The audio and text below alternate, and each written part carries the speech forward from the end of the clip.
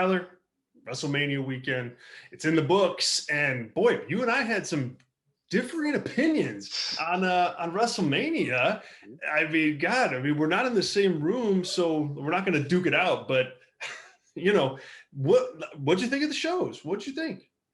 Yeah, high level, I think we'll break into it more as the show progresses, but I was more lukewarm, if not a little tepid on night one compared to you, especially. We DM'd a little bit. We'll get into that. But in the night two, I thought was had one of the more entertaining matches I've seen, especially from WWE. And then just the formatting both nights took me out of it. But I think it was, we'll get into a lot. It was an okay show overall with a lot of peaks and a lot of valleys for me personally. So I'm happy to break that down with you. I suppose it's fair. I suppose that's fair. Yeah, I liked the show. I thought it was good. Both nights I thought were comparable. And I think, honestly, as I sit back and look at WrestleMania night one, I almost was maybe even on a little bit of a high coming that night, because my expectations were so low too. And like we talked about last week, the build kind of herky jerky all over the place. And so, coming out of that, I'm like, wow, that was actually a pretty darn good show. But we'll break it all down. But first things first, this is Fireside Chat with Tyler and Zack. Tyler, great to have you, man, as always. Good to be here. Round two. Got the fire going in the background, so we are legit chatting by fire. So, well, it's fake, but we're legit fake fire. But hey, there you go. That is, you keep outdoing me with my upgrades. Like, here I am out of the dungeon finally, and you got a damn fire behind you. Well, yeah, I think this is probably the end of my bag of tricks. We'll see. I mean, we talked about some things out there, but yeah, we'll see. It's always fun to have fun background. It's a nice touch. Really nice touch. But welcome into the show. This is week 2 for Fireside Chat, and make sure you're subscribing to the PWTorch YouTube channel. We have tons of content going up on a daily basis. Wade's been putting up some stuff. I have a rant video. If you want to hear me just rant and rave about a wrestling topic, that is up there. And also all your news hits are up there as well. So click subscribe and make it part of your day. I think you're really going to be happy that you did. All right, Tyler, let's keep going with WrestleMania here. So big moments of night one that I just thought were effective. Mm-hmm. I'll start with the Kevin Owens, Stone Cold Steve Austin stuff. I think WWE doesn't always play things perfectly. They don't always, they can overpromise, they can underdeliver, they can underpromise, overdeliver, and everywhere in between. And when it was all said and done on Saturday night, I thought what they did took all the different variables that they had with Austin. Like, can he do a match? We're not sure. Is he going to be ready to go? Like, we're not really sure.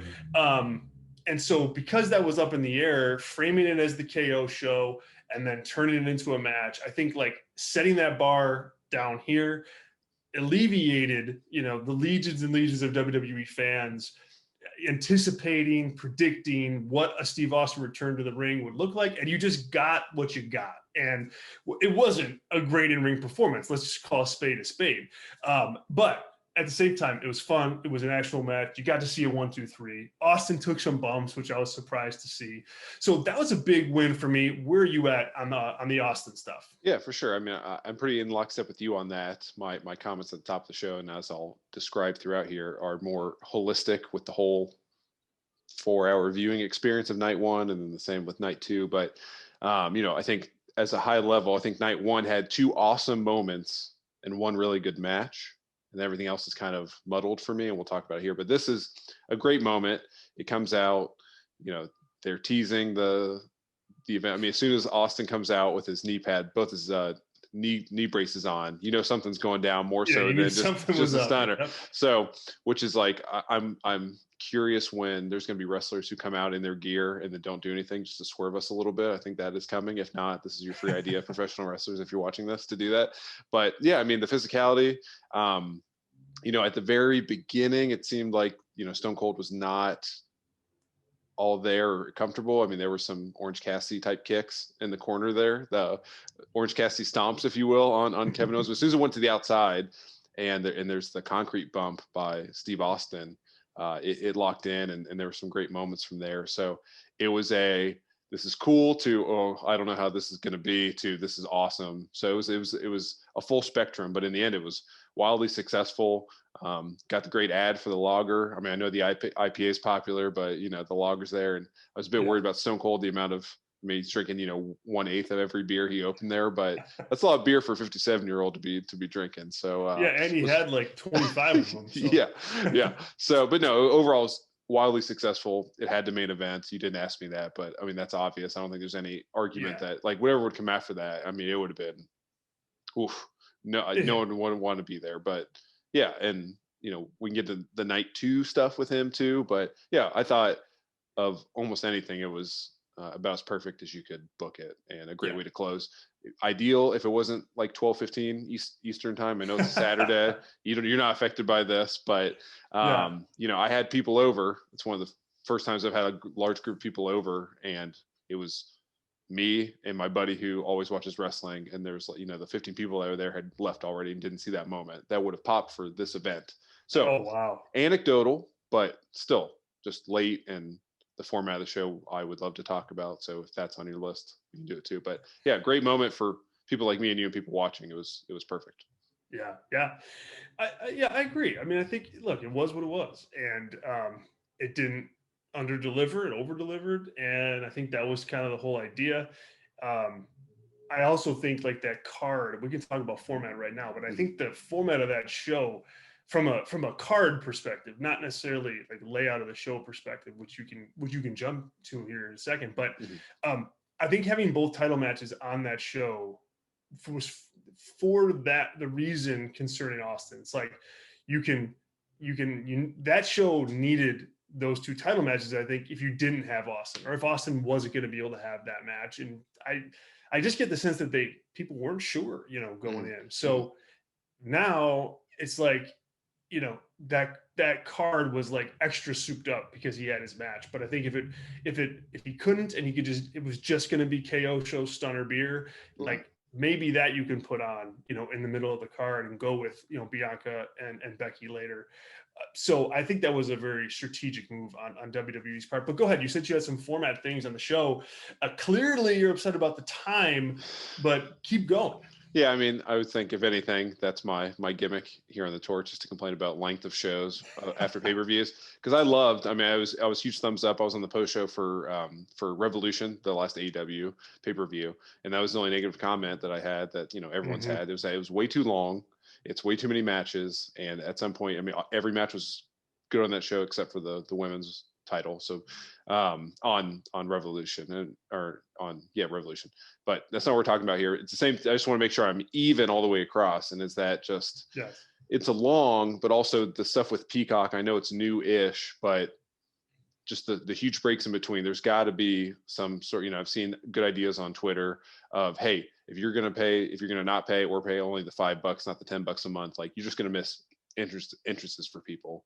And that's like, they've got to market that and tell you that, because WWE was already pretty bad, but it was, after, I don't know, 15 years of accepting it, of having huge breaks in between matches and having video packages that make sure that give you no reason to watch the content, which is a whole nother discussion, probably a rant show I can do. But those are all fine and dandy, but then all the stuff in between, I mean, it added 37 minutes. I think someone did the math on it for all the ads and all the, the recaps of things that we had seen already, promos we had seen twice, because on Peacock, they have ads if you don't pay the certain price premium, which you and I did a post show a while ago. I think it was one of the first times it was on Peacock.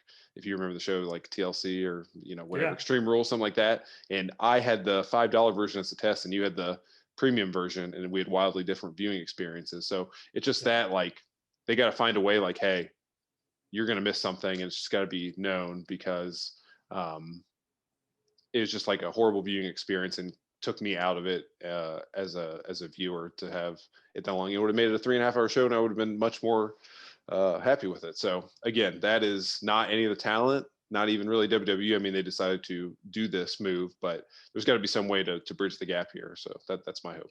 See, I thought you were gonna, when I was getting some DMs over the weekend, I thought like you were gonna torch the Austin segment or the matches, but like that's a very reasonable, criticism, like the length of the show, because it is long. My wife, anecdotal, of course, but I was watching the show downstairs, and like she was downstairs, and then she went upstairs, and then like at 11 o'clock, she walked down and was like, wait a minute, is this still on? Mm-hmm.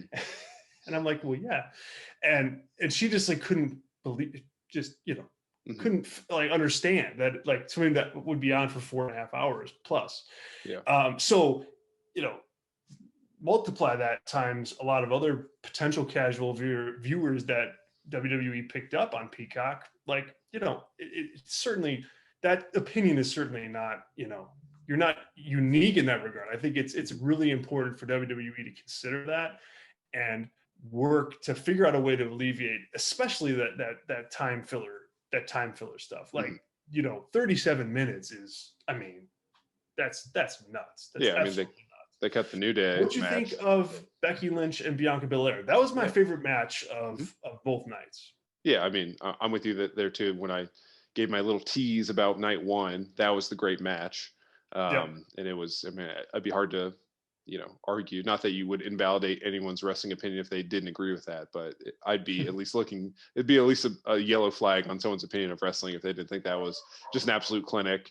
And the story I was more up and down on going, from, if you just watch SummerSlam and then watch this match, I think it works perfectly as a long-term story, but everything in between was kind of whatever. But the match was so good and completed that story that it worked so well. But yeah, I mean, it's just a clinic of a match and easily the best worked match on both nights for me. Bianca Belair, man. I mean, I think she's really, last year at WrestleMania, you could, I mean, it was a great match with Sasha Banks. I mean, no question about it. Main event, great match, great work. But in that match, you can tell she's stepping up, to Sasha's level. And I think that was the whole point of the match, like get her to that level. And it was fun, I think, this year watching her just be at that level on the show. And I thought that helped the presentation of the match so much. Like Becky's Becky. She comes out, she owns like the whole stadium.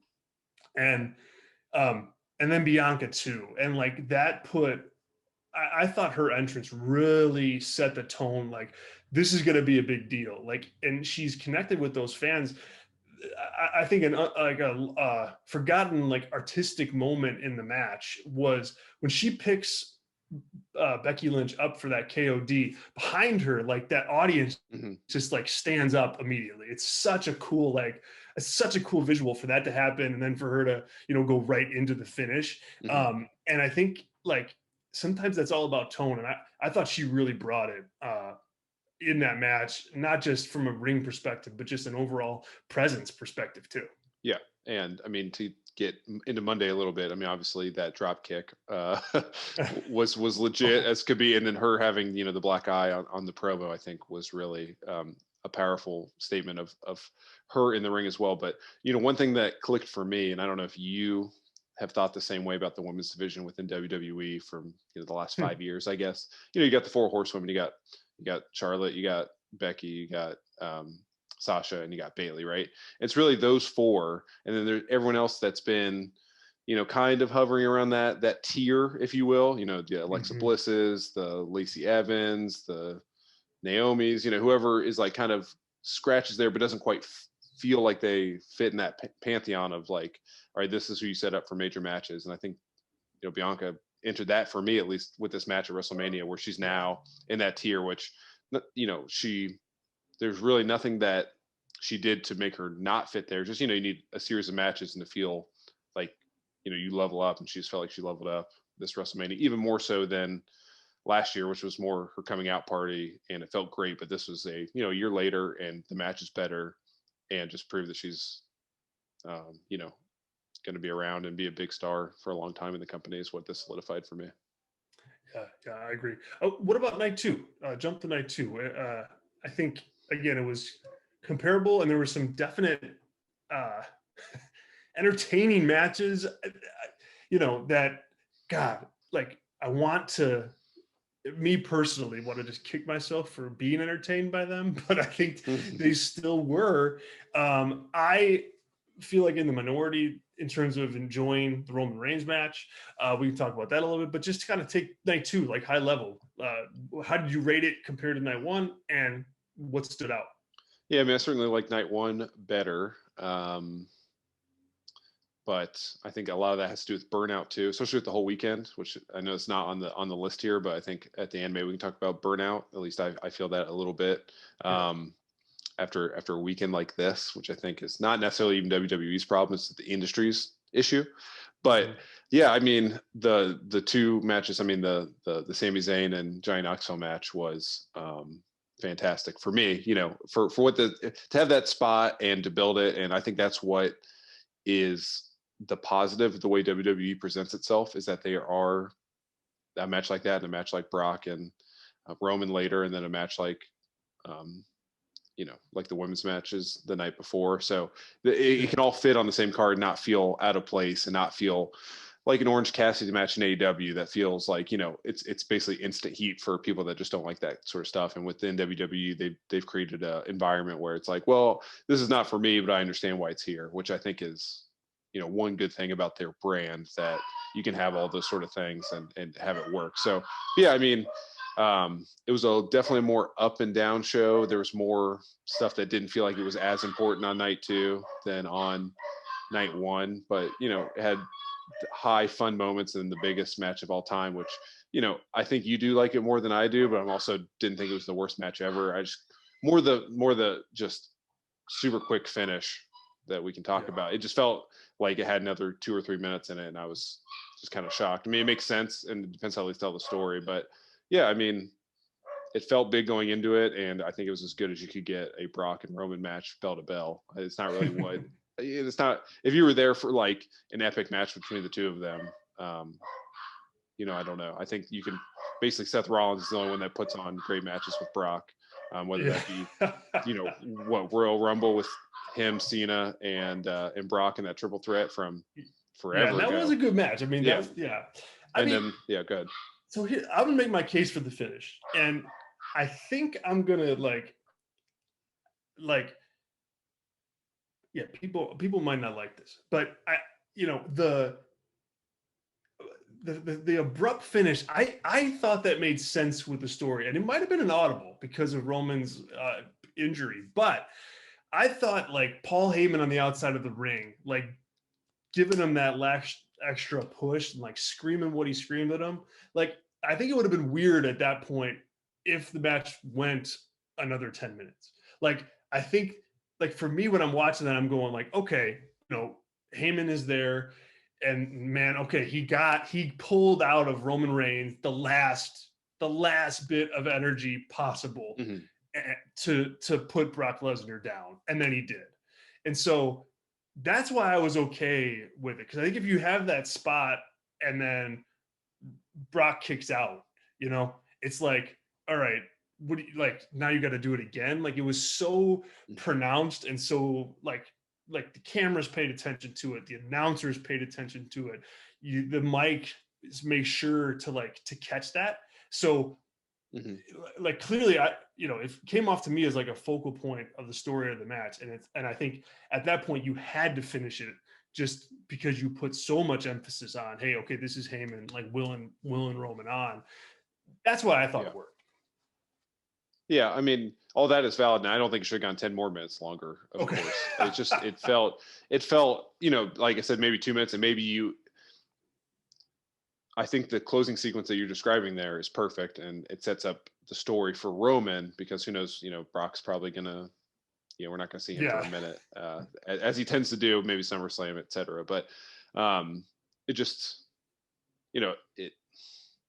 it wasn't bad by any stretch. It was on the high level of what I was expecting for the match, so I don't want to be too down on it. But it just felt like it was all that kind of happened a little bit more condensed than I would have booked it to be. And that, that's just more of knowing what the Brock Lesnar structure is in matches of F5 suplex and then kick out of the first big move and then, go from there. So it was for that. I mean, it was much longer and a better work match than I was expecting. Yeah. So, and the Johnny Knoxville match, that was a match I was talking to about. Like, man, like I'm watching that thing and I'm going like, all right,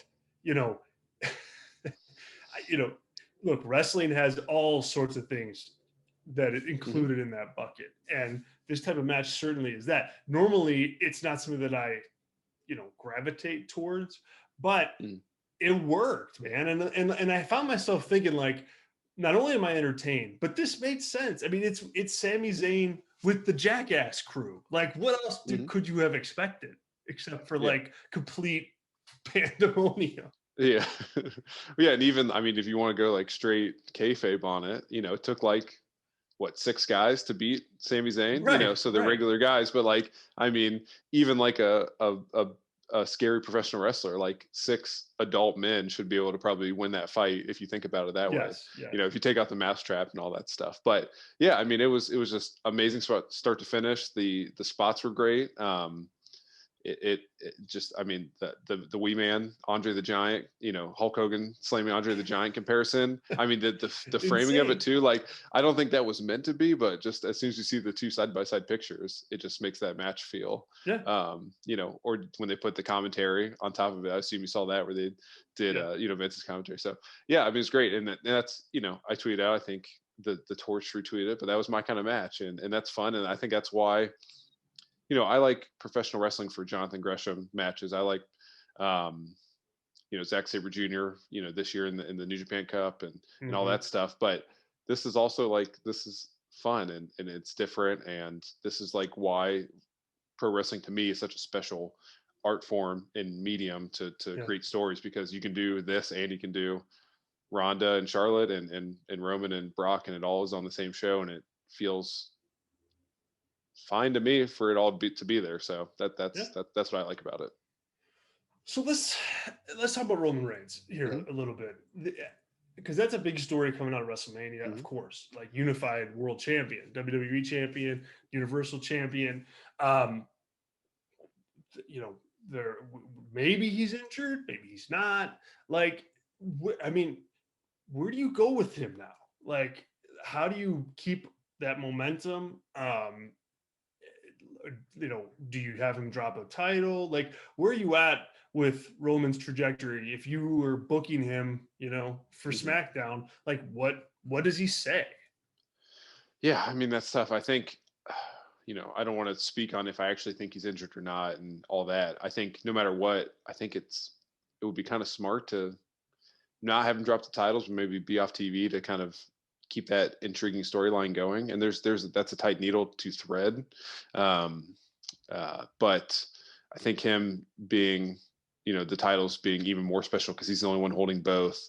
And when he comes in, it's a big deal, circa Hogan in the 80s, right? I mean, maybe you don't have just a huge guy that he takes on every time, but in size, not in importance in the industry. But, I think certainly do not have him drop one of the belts. I think as WWE at least has booked things that individual titles are not important really, except for Roman having that. The mid-card titles, the tag titles aren't especially important, and it might be a good time to kind of reset the importance of particular belts. And I'm not saying unify the US and the Intercontinental, but if you have him wrestle, once every, I don't know, I don't have the pay-per-view schedule in front of me, but what do we have? 8 more pay-per-views for 2022, 7, something like that. Yeah. So if he wrestles not even all of them, if you have personal stories, if you have, someone like Cody, who obviously got to open Raw and do the opening promo, which is a huge spot, one of the biggest spots. I mean, that's like main eventing a WrestleMania is to get the first 15 minutes on the Raw after WrestleMania. Yeah. So, and we'll talk about him obviously, but him having a feud can be like MJF and AEW, right? It doesn't need to be for a belt, but it can be the biggest story in the company, and it would feel less if they do that sort of route. I know I'm not giving concrete ideas here, but if they have more personal feuds that feel important, that's what WWE likes to do anyway. and then the 6 title shots that Roman gives up this year against big stars like Lashley and McIntyre and maybe Cody, and you can build other people to that spot. It makes it feel more important, and it helps get you there more believably to next WrestleMania. So I think underutilizing Roman in the ring is the way I would continue to go, because it's worked up to this point. It's all about keeping Roman strong, as far as I'm concerned. Like, look, that's one of, if not the hottest things that WWE has had for the last few years. And so, you're going into a huge WrestleMania next year in LA. Rumors of The Rock. And to me, it's like, if The Rock's in play, for as long as The Rock is in play for Roman Reigns at WrestleMania next year, you keep him strong. Like, he holds that title. And maybe if he gives up one of the titles willingly, I guess, that's okay. I don't mean that. That works, I think. But nobody should be pinning Roman Reigns, until he has that match with The Rock. If The Rock is on the table. If he's not, then obviously, you can pivot. But if that's there, that's big business for WWE. And that's a huge match, the biggest match that they can put on. So if that's the end game, a strong Roman Reigns, and a Roman Reigns that hasn't lost in 3 years, like, that's how you make that match as big as it can be. And so to me, that's what you do. And if that means, all right, Drew McIntyre is going to do a job to Roman Reigns a couple times this year, so be it. If, like, I think he's still the priority. And I think some other things are just going to have to take a back seat, including Cody, which we can get to right now. Pretty cool moment on night 1 of WrestleMania. Like, just, the audience recognized him, appreciated it, popped for him pretty big. You could tell he was emotional about it. And then I thought he had a really good match, like a solid, Cody WWE style match. I thought there was some drama there, a couple of kind of rusty moments without question, but for the most part, I thought it worked really nicely. And I liked his promo on Raw this week too, man. Like, I'm a big, like, you guys if you've heard me before, read my work before, I'm a big, like, babyface mission statement guy. I think that's a really easy way for a babyface to hook his audience or her audience, like, get them on his back, go along for the ride with them. And a lot of times in WWE, you don't get that. Like, what's Kevin Owens' mission statement, or Seth's, or or name pretty much anybody. Like, they don't have one. And Cody came out there this week and really, like, put it all on the line. Like, hey, winning the world championship means X to me. And it's because I want to be the best and blah, blah, blah. But also, it's got this family meaning, and my dad, it means something to him. I mean, so as a babyface, he really put a lot on the line out there. And, usually you don't do that if you're not going to be in a position to cash in on that. And so I thought it was effective to just kind of, like, that's where Cody's going, and he what's so bizarre about it is that's what he was missing in AEW. Like, he never had that, like, kind of, light that he kept walking to in that company. Really, he took that out of his shtick there when he said he couldn't challenge for the world title. So, this worked. It's really polar to what you saw him do and saw him say, as far as the mission driven, like, content. But I thought it was really effective, and I think it puts him on a good path right out of the gate. What are you? Yeah, I mean, so back to the WrestleMania, obviously great moment. I was not shocked, but I was certainly surprised that the reports were true that he got to keep essentially the entire American Nightmare gimmick. Crazy, right? And especially coming up from you saw that with the whoever sang America the Beautiful, which, I mean, if I'm down on anything, it's that band. They were horrible on Saturday night, whatever. Something Gavin Bentley or whatever. No, thank you. But anyway, so you saw the elevator there though, so that was a little tip off. But amazing moment. Very happy. A great crowd to have someone like Cody premiere on, because obviously those fans are some of the most hardcore fans you can have, which is perfect. That's how you should book it. Not in Pittsburgh when people are just going to what him the whole time.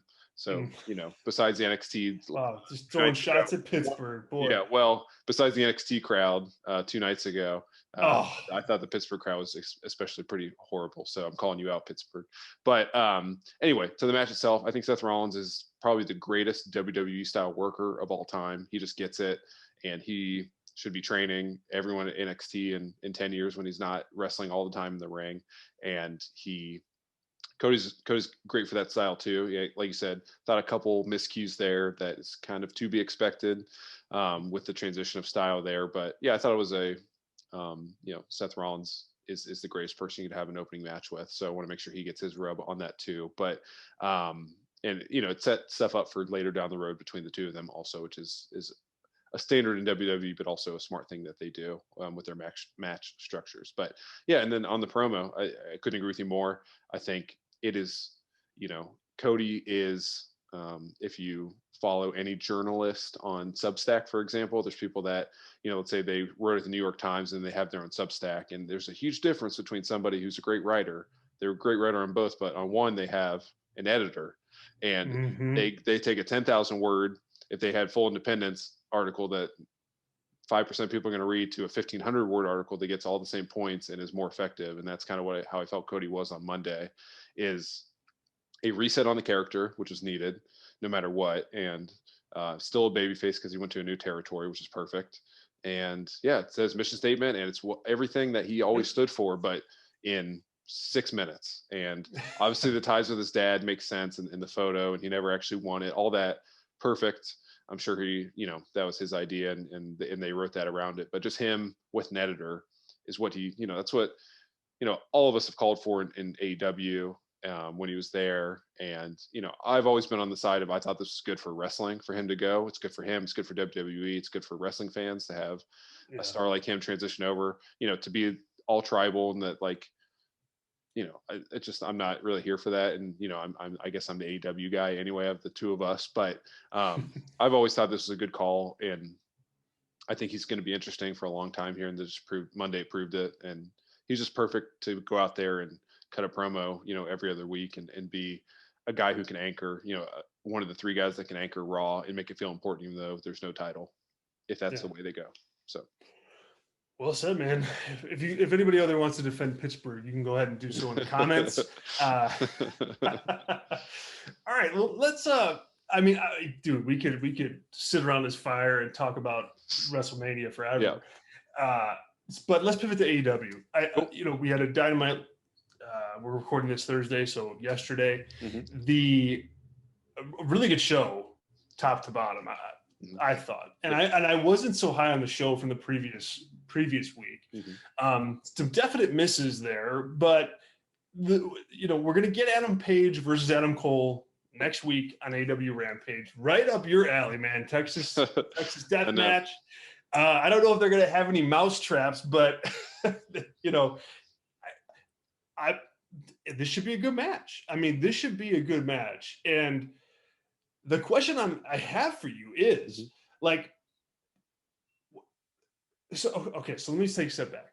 I've been critical of the Adam Page title reign just because it's been so passive, and some of that is in his control, some of it's not. Like, I really thought the CM Punk MJF feud was so good and so effective that it trumped the world title slot within the hierarchy of stories in the company. And that's not his fault, right? But I think Page really, right out of the gates, feuding with Danielson was, and I think we talked about it on that post show coming out of, I think, was it Full Gear that we did the post show on? I think so, when he won the title. And it was like, all right, should he be feuding with a babyface Danielson turned heel? We know that, but right out of the gate, it kind of he had to fall back into the narrative of I'm not sure if I'm worthy of being the champion, right? Like, I didn't win. I didn't beat Danielson in the 60-minute match. So I can't even call myself the champion. And it's I just wanted him to kind of get past that unsure Adam Page and into like, no, I'm the champion now. Like this is the next kind of development of the Adam Page character. Like I'm a badass champion and I'm the best, and you got to beat me for the title. And I think he's flirted with that a little bit, but that tone has not been there consistently. But man, this week confronting Adam Cole in the ring, like that was there. It's like, that's it. Like that's the fire that we need. I think that's the persona that we need regularly. And that maybe not as fiery, but like as confident. And I think like right there, he sold that match for next week. I mean, he put just everything he had behind it. Like it's money now. And I think seeing that promo, I'm like, well, maybe you do want to just keep that belt on Page, but you have CM Punk looming in the background. He's getting that title shot at some point. And it's like, do you do it again to Adam Page and have him go up against, a really hot CM Punk character? Or Tyler, I mean, are you putting the belt on Cole in a little over a week and doing Cole versus Punk? Like, where are you at on Page? And I mean, do you agree, disagree? Talk me out of this. Yeah, I mean, so your last question, just to be quick, I would certainly not be putting the belt on Cole at this point after what we saw last night. And I've been equally as critical of the Page run from a narrative standpoint. I think in ring, he's probably had the best in ring run of any champion within AEW. But that's not what we're talking about. Everything you said, I agree with, and him basically just showing up to matches and working them and being that kind of champion has not been effective. But what we saw last night with him, going nose to nose with Adam Cole in there, and challenging this kind of match that he's already had, that we know we know what he's like in that type of match is going to be great. And what I would see, how I would book it from here is have him win that match, and then on Dynamite have him open the show, come out, and just be have that same energy, and be like, you don't have to go super reality based or super meta, being like, no one out there thinks that I should be holding this except for me, and I prove that I should. You can do that whole angle where I'm tired of being doubted, and I proved it on Rampage that no one should doubt me, and anyone, and do that whole thing and call somebody out, then have someone come out. But I would transition to him from a format standpoint, him opening these segments, not reacting to the person who is going for the belt. Like, people should be reacting to him more so, from just like how you structure the show. And that's just more him having confidence. And something clicked. I doubt, as we know how AEW structure is, it's basically, you write your own stuff, and obviously there's some guidance for the major stuff, but it felt like he, I don't know the guy, I don't want to psychoanalyze him here, but it felt like he, at least this story here, connected with him, and he knows, to up in gear, or maybe there's some talk backstage that he was going to drop it to Cole and he had to bring it or something. I don't know. I'm not reporting anything here, but I think it's the way to go. And I think, I don't know where you go, but I mean, there's certainly, if, Tony Khan, obviously with Dynamite last night, was feeling he was hearing a lot of praise for WrestleMania on Saturday and Sunday. And I think with that Dynamite, he really brought it. He set up the next couple shows, next week's Dynamite, next week's Rampage, Battle of the Belts, to a less extent, to kind of be like, no, we're still the awesome wrestling company here. And I wouldn't put it past Tony Khan to be like, I'm going to make my own Roman Reigns and just have Adam Page, just beat CM Punk and beat MJF and do this whole run of his own and become this guy, if he can prove that he can do it in the ring and be as compelling. And I'm not calling for that necessarily, but I think after, we'll see how this match goes. And I really want to see the Dynamite after he beats Cole, if that does happen. And if it's as interesting as I think it can be, then we'll see. But, I don't know. I think putting on Cole at this point would be odd from the story perspective. And then also, it wouldn't totally kill Page, but it would hurt him. It would hurt. Yeah. But also, if he goes against Punk and he's getting booed, not going to help him either. Yeah, I know, that's where you're going. So it's kind of fraught throughout, and you really got to really go all in if you're going to have him go against Punk. So I'm just curious to see where they go. But I also don't think Adam Cole should be used as a transitional champion to CM Punk either. So interesting things to come in. It'll be interesting to watch that play out. because there's a lot of different ways you can go, and there's just, you know, a lot of angles and a lot of pros, cons everywhere. All right, one more comment from me on AEW Dynamite, dude. What was that? The tables match. Hardy match. Good grief! Like, I mean, give me like the big hand any day rather than some of that. Like, here's the deal. Tony Khan has to step in, I think, with some of this stuff and just say, like, look, guys, you know, okay, we're gonna do this tables match, but what the hell are the damn rules? Like, Jeff Hardy goes through the table, and then by the end of the match, he's the one putting the other, like, to put it, I forget, it was the Butcher that went through the table at the end to like win the match. And so so that's one thing. Like, you have to define your rules one way. It's pro wrestling. Define them however you want. People have to go through the table 3 times or 2 times or 10 times, like whatever. But define those rules. So that's one pet peeve of that match. And dude, I don't know about you, but I felt that it was pretty just a kind of a sloppy match all around. Like, it felt like Jeff was kind of all over the place, and it feels like to me that like the Hardys are going for that like 1999 Hardys stuff, and it's you know, it's 2022, you know, like you're just not those Hardys anymore. Like, let's stop pretending we are. I didn't like that match at all. Yeah, I mean, on the rules, I mean, I think if I can speak for Tony Khan here, as I'm guessing, there was a ring announcement at the beginning of that match that was odd. What Justin Roberts explained the rules of the match, which is usually not the case in any sort of match. You know, you don't get the rules of a tag team match or a singles match or even an ODQ match, and it was not clear, but it was stated that, you know, each person is eliminated as they go, essentially. I mean, I don't have the exact verbiage here, but and then the announce team knew about it too. I think that was Tony Khan not being confident that the rules were well defined. It was trying to do what it took to his guys wanted to do this, so he tried to do that to make it better, which it didn't work. So I'm not trying to defend it here, because it was all over the place, and especially just to write it off that's no DQ, so people to eliminate can just come in. And you know, why did Andrade and his crew not just come in then, and you know, why it was not 6-on-2 and they just destroyed the Hardys and walked out? That would have been a better story, honestly, to then set this up for a regular match. And and then same thing with, I mean, Jeff has been in 2 official matches, but he's been a part of 3, right? He came in and saved Matt. Correct. And then he's had 2 matches after, and they've been the same. And you know, Jeff did a lot of good stuff, has done a lot of good stuff, not going through a table and not doing crazy stuff. I mean, that's his specialty. But to define the character this early as like, this is the guy that gets on a tall ladder and, you know, almost dies falling down onto a table, is, I don't know, you don't want your audience to expect that every time. And then when he has a regular 12-minute match against Max Caster to get into a tournament or something, as we see, like, as they like to format, or Anthony Bowens or Wheeler Yuta or Lee Moriarty, someone like that that's up and coming, right?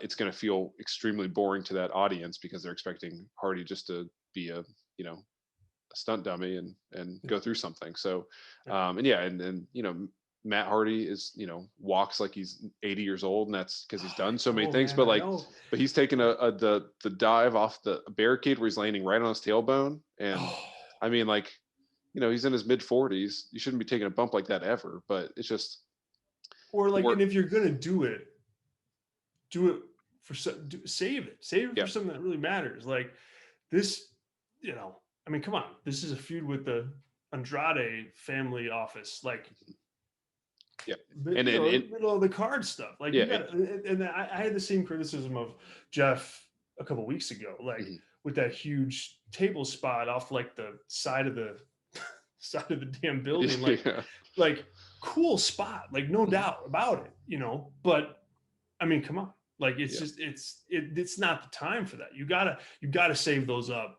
to make them matter. I have the same criticism for Sammy Guevara. Like, they did that Spanish Fly with Isaiah Cassidy during that that 6-man at Revolution, and I mean, my God, just incredible spot, like no question. But like, now what is Sammy going to do when he's in a match with super high stakes and a title on the line? Mm-hmm. Like, you know what I mean? Like, I think you want to keep something in the can, in the bag of tricks that you can go to. And for Jeff, it's like, boy, I mean, you know, you've been there now. You've been there, done that. Like, what else can he do? And so I just think they played those cards like just way, way too early. Yeah, for sure. And yeah, like I said, it's not just you and I that are, I mean, of the whole show last night, I thought was really, really strong, top to bottom, except for that. That's the only point. Like, if it wasn't for that not working, I think it's basically a show with all major thumbs up on every segment. Yeah. And but like to do all that and, you know, to your body and have it be the worst thing on the show or the most criticized thing on the show, I should put it. Yeah, it's just not, you know, they should be doing that when they team up with Kingston and Santana and Ortiz against Jericho at a pay-per-view and do a big moment like that where he takes out Magic Daddy with doing something like that. And it's a huge spot on a pay-per-view, you know, not at 9-10 on Dynamite. Yeah. 3 weeks after you've been there. And, you know, not that they're Sting on level of icon status, but they're not that level of status, you know, the Hardy Boys. And to Sting doing it occasionally in matches where you kind of forget that he's able to do it. And you know, I wouldn't book it exactly the same, but they should be more on that Legends trajectory within AEW as opposed to guys who come out and, I mean, and who they're going against too. Like, I mean, no offense to Butcher and the Blade, but they're just not put in a spot to, you know, and that's what the Hardys are dealing with, and it just lowers them on the card as a result. So yeah, just kind of a weird situation all the way around. They must all like each other and they want to work together, but yeah, that's where Tony Khan and whoever else is making any decisions there needs to just be more forceful with like, no, this is not good for you guys' characters. And gotta step in. Gotta step in. Like for sure. All right, okay. Let's a couple quick hitters here, and then we'll you know, put the fire out, so to speak. But I'm nice, saying, I like that. Oh my god, I had that planned for weeks. Yeah, and I didn't say it last week.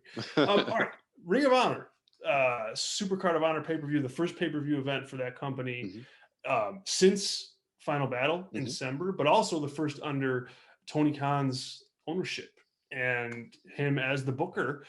You know, there's going to be a VIP podcast on the Torch that breaks down the show, so we don't need to get into that too much. But the news reportedly 20,000 plus pay-per-view buys for that show, and to give you some perspective on that, or you the listener some perspective on that, best in the world in 2020 3,500.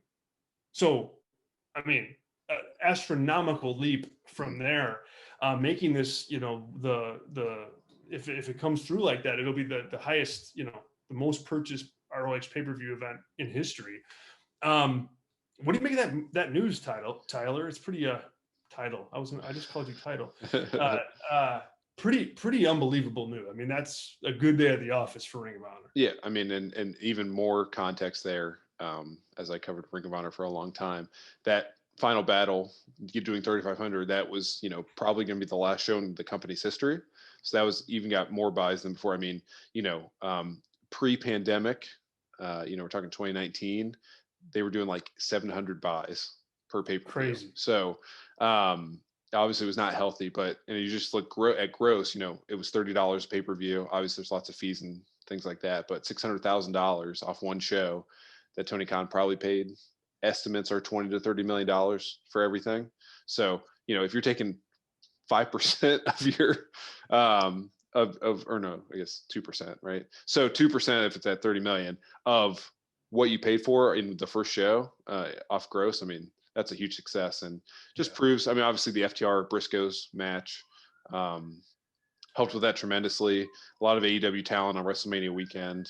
And but you know, it's got to continue, but I think that would help. The biggest takeaway for me is if Tony Khan was, you know, mulling in his brain, do I make this like a, you know, some sort of show, or do I just keep the titles in the tape library? I think this proves that there is an appetite for an NXT for AEW. And that's what it felt like to me. Also, it felt like NXT in 2015, 2016.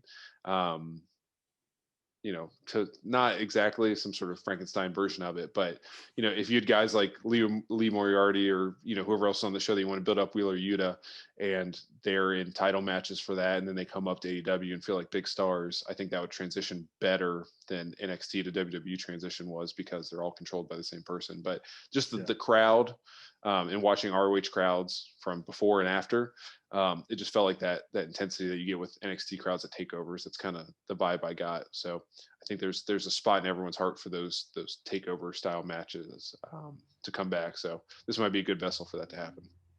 And I think too, I mean, that's a strong number. I mean, there's no doubt about it. Mm-hmm. And yes, they had this dream match, Briscoe and FTR.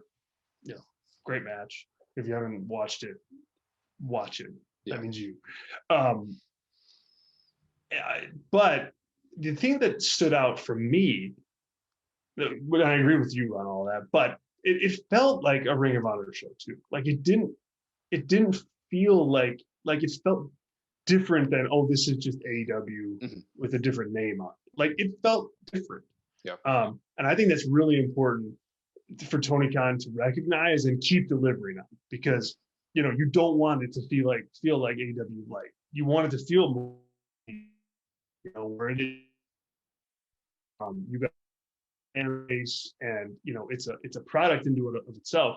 And I thought they walked that tone nicely this weekend. So I'm curious to see what they do. Whether it's on a streaming platform of some kind, mm-hmm. or how the library shakes out. Like I think Tony stepped up on Friday and had a really good showing for his new shiny toy. And so now with that foundation set, it'll be fun to watch him build that up. Mm-hmm. Speaking of NXT, we have potential called up news, and I just kind of want a yay or nay from you on this one. Okay. So we got Fightful and PW Insider reporting that Gunther, and Marcel Bartel, I think is the name, headed to the main roster as a duo, with Fabian Eichner not joining them, and then Raquel Gonzalez potentially being called up, and LA Knight on his way to the main roster potentially, but rumored and reported potentially as a manager because of his mic work. So yay or nay on those, Tyler? Like, are you high on it? Are you not high on it? Are they just bodies on the main roster? Have at it. Yeah, I mean, obviously Gunther, AKA or FMA, FKA, as Walter. I think he can work, especially if his presentation didn't change drastically with the rebrands. That kind of proves that I think they know his worth as his role. So that's a positive to me.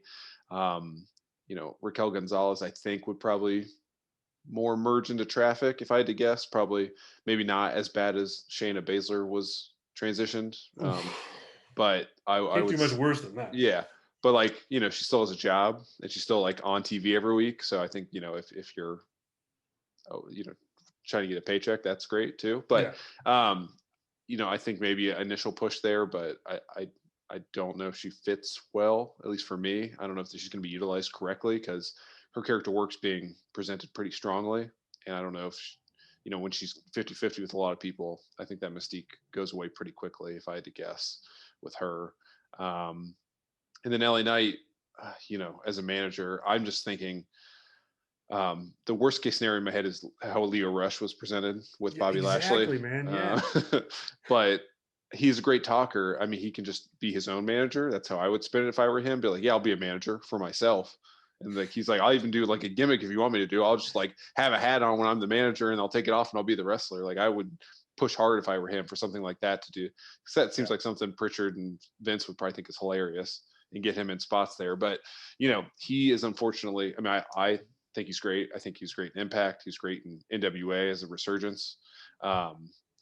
And then he's been really good in NXT for me.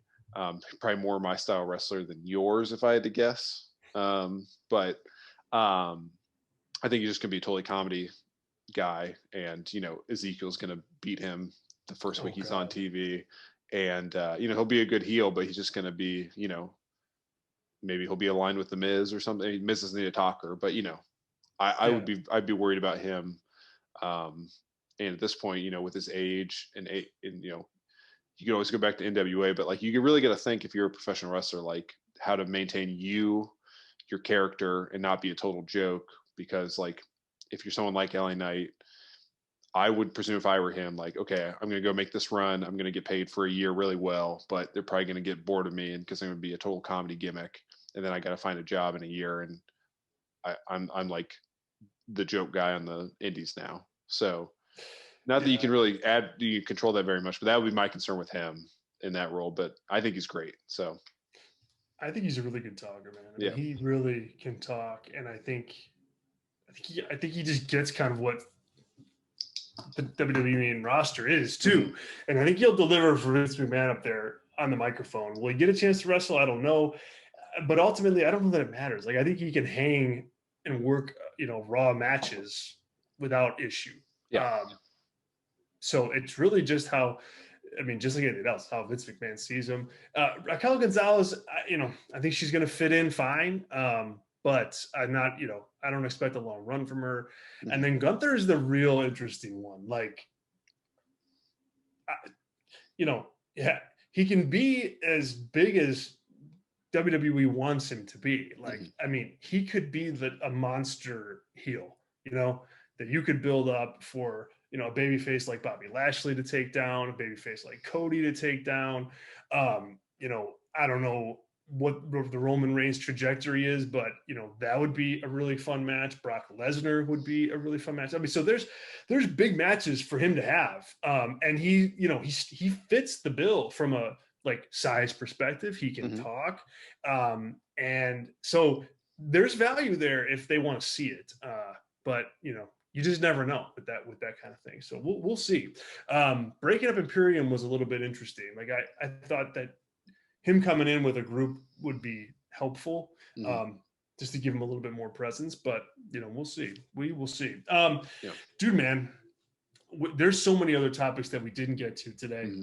Braun Breakers, NXT champion, FTR, like hell of a week for them. So much stuff. But Tyler, you'll be on YouTube on this channel throughout the weekend, talking a variety of different things, as will Wade. And we'll also be at PWTorch.com too, breaking it all down there with countless podcasts. So make that part of your day, guys. PWTorch.com. You can go VIP, PWTorch.com/go VIP, and subscribe.